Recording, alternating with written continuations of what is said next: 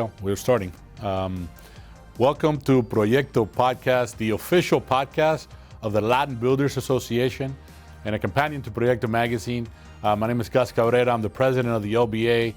And with us today is one of our board members and a good friend, Frank Soto, an attorney, senior partner of Haber Law, and the chair of Haber Law's construction law group. You're kind of one of our construction attorneys that we go to whenever some of our guys get in trouble or they have some questions. But, welcome to the podcast. It's great to have you. Litigator, you're a litigator at heart, I think. You have a background in that, but love to kind of share some of the stuff that you're doing at Haber Law these days. Well, first of all, thank you, Gus, for having me. It's an honor to be here. Super exciting to see all the things that we're doing with the LBA, this podcast, the Proyecto Magazine. That's all fantastic. Litigator at heart. Yeah. I started my career, as a prosecutor with the Miami-Dade State Attorney's Office. So I got my bar license on a Monday, and by Wednesday I was swearing in my first jury panel and trying my first case. So I've been litigating ever since. I've been practicing law for, it's been 22 years now. It's hard to believe. Yeah. And for the last 12 years, I've been primarily just focused on construction law, construction litigation. Because you joined Haber Law in 2012, right? I joined him in 2012, and before then I was already doing construction work on the defense side, representing subcontractors and contractors, and now I represent associations or developers. I've done the whole gamut. I've represented anybody that puts a nail into a building. I've represented them either on one side or the other. That's interesting. And you're not just, I know that you're an active member of the LBA, which we appreciate, a member of our board, and like I said, one of our experts on the legal side of construction. But you're also, I was reading that you're also a fellow of the Construction Lawyers Society of America, and you were selected by your peers as Lawyer of the Year in construction litigation. So we're not going to tell Neil Sklar that because he'll get a little sad about that. But that's a tremendous honor and speaks a lot to the stuff that you do and the success that you've had as an attorney. No, I'm going to make sure Neil knows that, and I'm going to send him a big old email with that. But yeah, it's very humbling when that happens. I mean, I'm not really one to boast a lot of stuff about myself, but when your peers go in and recognize you with something like that, it's also amazing. And the CLSA, that's a great group. High-level construction attorneys, not just here in Florida, it's really all over the country. We get together and figure out what's going on in construction in different parts of the country, and it's always eye-opening to see how isolated and insulated we are here, in Miami, from the rest of the country, because we're still booming in construction here, and there's certain parts of the country that are sort of lagging behind. And as an attorney, you focus, because I think when we talk about construction law, that's a pretty broad definition, a pretty broad spectrum. You're mostly focusing on, traditional construction disputes where you represent the developer or the contractor. You mentioned subcontractor earlier. So you stay on that side of the builder, if you will, correct? So I've been on both. I've been on the builder side, the developer, the contractor, subcontractor side. I've also been on part of our practice is representing owners, in particular homeowners associations. Okay. So in the construction defect claims. So it just depends on the client, the needs. But we've done both. But it's always on the litigation side, at least my practice. Right. My group, though, we do have certain aspect of our group does the transactional side on construction, which is their contracts, the AIA contracts, change orders, RFIs, the preparation of all that documentation, negotiation of the budgets for a particular project. But I do the litigation. When that part fails, that's when I come in. I'm tempted to ask you about the funkiest dispute you've ever had or defect, but I don't want to compromise your license, so we'll leave it there. We'll have that conversation off screen. That'll be off screen, yes. But one of the things that I was excited to have you here, because one of the things that I really want to talk to you about is some of the new legislation that has come out as of late, and really, you're again one of our experts. I'd love you to kind of explore that and explain it. Before we get into that, every time we have particularly a board member or an active member in our firm, in our association on the podcast, I always like to ask about your experience in the LBA. You're now, even though you've been with us a few years already, I feel like you're a seasoned vet because you know many of us and you have great relationships with many. But kind of get an idea as to your experiences as you became a member early on, and then your transition onto the board of directors. when I first joined the LBA was in 2019, Right. and it was before COVID. And I thought it was an amazing organization. I met you for the first time at the fishing tournament, and then COVID hit in 2020, and I was concerned that, oh my gosh, we're not going to have the LBA anymore because everything is shutting down. But in 2021 we started getting back to work, started getting back together, and we just recently had our business expo. We had another business expo back in 2021, and we were looking into the room and looking around at the crowd and the momentum that we started creating there, largely based on your leadership, and it was just like, wow, this is just amazing, and it's been great ever since. It's been, we've talked about it this before. It's like a family that we have in our organization. I would say it's a great time to be part of the LBA, and that's just my sales pitch, but I believe it as well. So let's get into the legislation, because I think that's really one of the driving forces for you being here, because you understand that you live that every day. Florida House Bill 85. Essentially, it decreased the time in which an action could be bought by a homeowner against a contractor or a builder in that sense. Kind of peel the onion for me on that a little bit, and some of the intricacies, because the bill had some permutations and had some subtleties that maybe not everyone is familiar with. Yeah, so it did and it didn't in terms of reducing the amount of time. What it did was it impacted something called the statute of repose. And the statute of repose is basically, it's that time period that you either have filed or you will never ever be able to file your lawsuit on behalf of an owner. Right. That compared to just a statute of limitations is a little different, because statute of limitations can fluctuate in terms of when the actual time period starts, whether you're dealing with a latent defect or a patent defect. So HB 85 is really just dealing with the statute of repose, and it reduced it from 10 years down to 7 years. And I say reduced it because as of this morning when I looked, it was pretty much a done deal that it's going to pass. Yeah, I'm hearing the same thing. I think it'll pass. By the time this airs, it would have passed at the legislation. So at the legislature. So right, and I think it'll take effect July of this year. Correct. And the biggest impact from that that piece of legislation is that the triggering point. Yeah, and I was going to ask you, because to me that's the subtlety, right? Right. It's difficult to understand. I know it's an earlier of trigger point, right? But there's a couple of different options inside of that actual action that creates the commencing mechanism, if you will. Yeah. So the way it used to read was that it was the later of a certificate of occupancy, right? Certificate of completion, or last payment on a contract, which that definition really did cause a lot of confusion and litigation. There's a bunch of cases that go back and forth on what all that meant. And really, at the end of the day, what it was is that owners were able to extend the amount of time that they can file the lawsuit because it was just so unclear. Now they've gone the opposite direction and said now it's the earlier of those same time periods. But now they've included the earlier meaning the temporary certificate of occupancy. Oh, wow. The significance of that is that it starts the clock running a whole lot sooner. Earlier, yeah. And one of the concerns on the ownership side is that, and I should correct that, on an ownership side, when we're dealing with a condominium association, you're dealing with a single family unit, or that's not really going to impact you that much because it's your property. But on a condo construction project, the developer holds on to that project for a period of time until the project is actually completed. From the time that you get a TCO, there could be several years that go by before the association controlled board actually can step in and say, well, do we have claims or not? Right.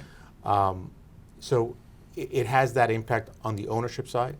On the developer side, it also has an impact because now they're going to get more pressure to close out their project a whole lot sooner. Right. Right.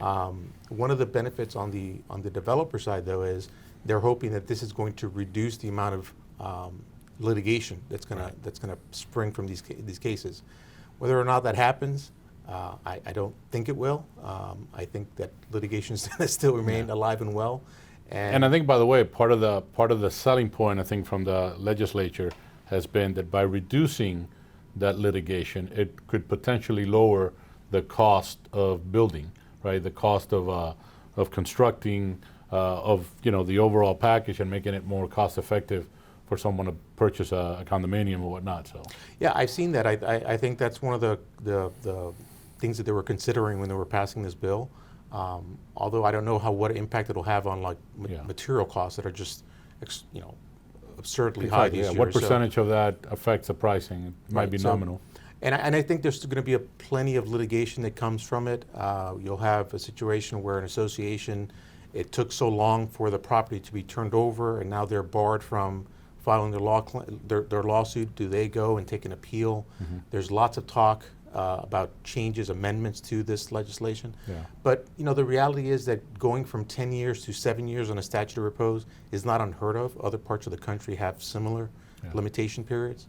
But certainly it has a pretty significant impact on the owner side. Right. No, and you mentioned again, back to the subtleties of the legislation, the issue of when a developer finishes a project and the HOA takes control. Essentially, if there's a delay or a lengthier amount of time in that transition, the homeowner is on the hook, essentially, because now your clock has ticked away quite a bit from the time that the TCO was issued. Yeah, and it reminds me, there's a property that I represented years ago where the turnover, which is the important part for an owner side, the turnover took place 8 years after completion of the project. But that developer struggled in getting all the units sold. That kind of triggers the requirement to turn the property over.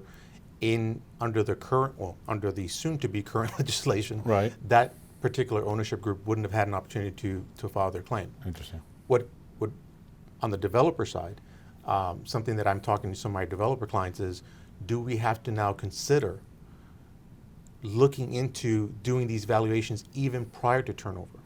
Because at the end of the day, you as a developer, your developer's not doing any of the work. Right. They're hiring a design team, they're hiring contractors, and the contractors are hiring the subs. Of course, that's So the subrogation developer- down to the task, the designer, the contractor, subcontractor, and whatnot. So. Yeah, and for the most part, developers do take a certain level of interest and pride in the project that they're developing. Yeah. So do they now just take it upon themselves to at least start that process, even before turnover, to say to their contractors and construction folks, hey, we have these issues that have to be addressed even before turnover.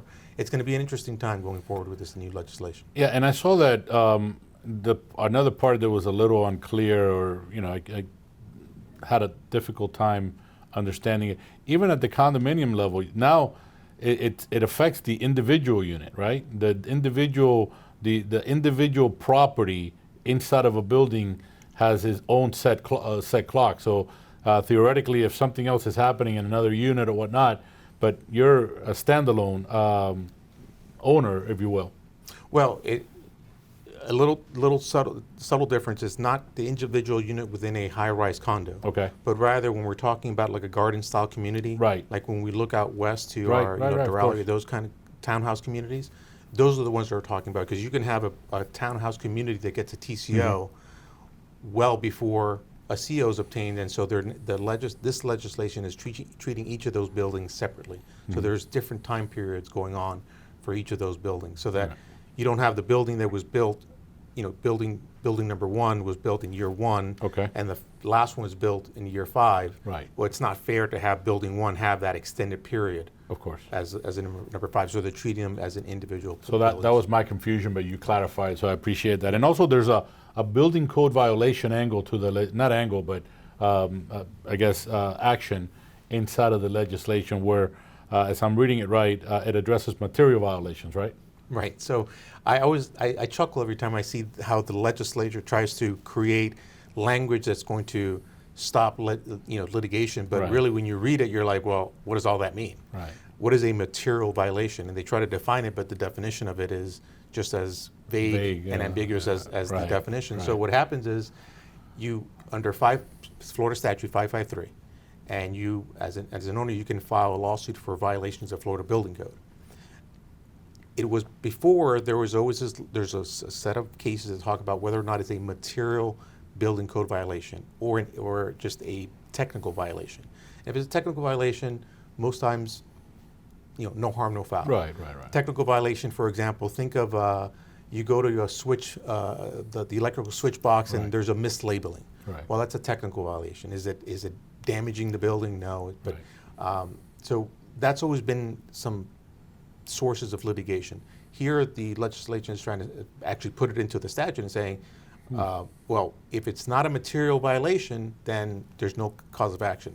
But they don't specifically identify what is a material violation. And in the lawsuits, that's going to just be, well, it could be material violation, depends on what either the building official says or one of your experts that can talk about. Subject to interpretation, and that's where the confusion and the litigation steps in. So. And that's what keeps me employed and keeps the cases coming through, is that ambiguity that you don't know what it really means to be a material violation. Now, one of the things that we covered at this year's Expo was the lessons from Surfside. And SB 4D, which is another somewhat new legislation, Surfside bill to a certain extent. Kind of talk a little bit about that. That's more on the building inspection side and the relationship of those buildings to the coastline. Again, I go back to you in a lot of these things. Can you kind of give an overview of that briefly?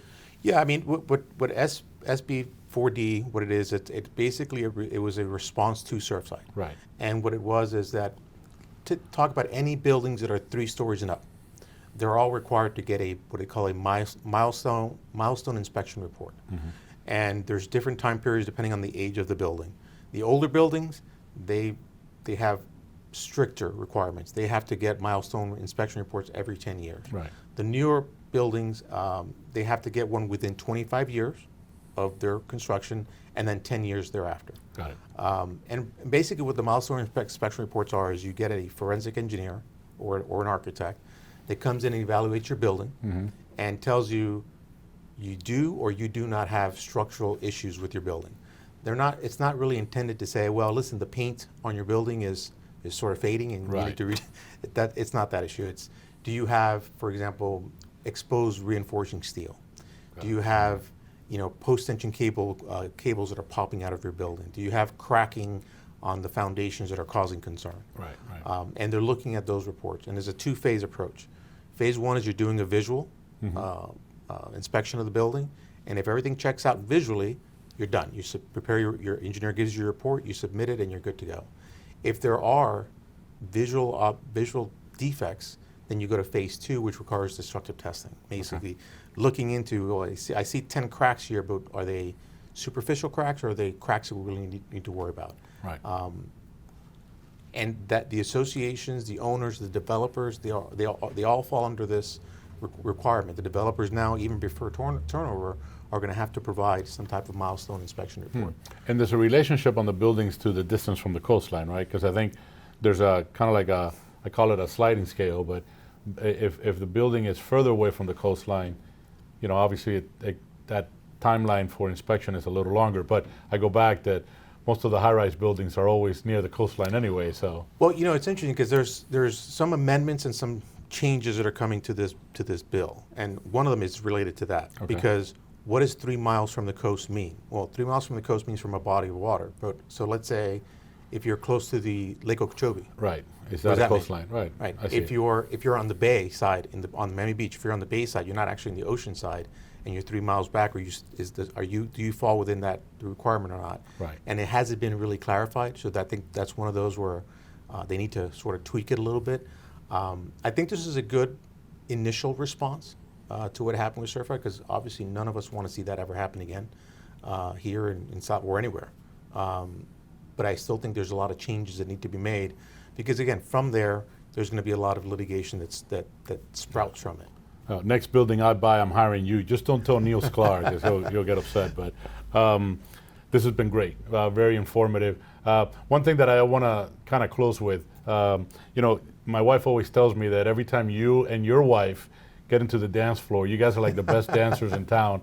Can you talk a little bit about that? Because that's kind of cool. Yeah. You guys know how to cut some rug, if you will. Well, it's interesting. So my mom in Cuba, she used to dance for the Cuban National Dance team or academy or whatever it was. Right. So she was always been in theater and dancing. So did I, by the way, but that's for another podcast. So growing up here, when I was a little kid, 5, 6 years old, I was always in the theater with my mom.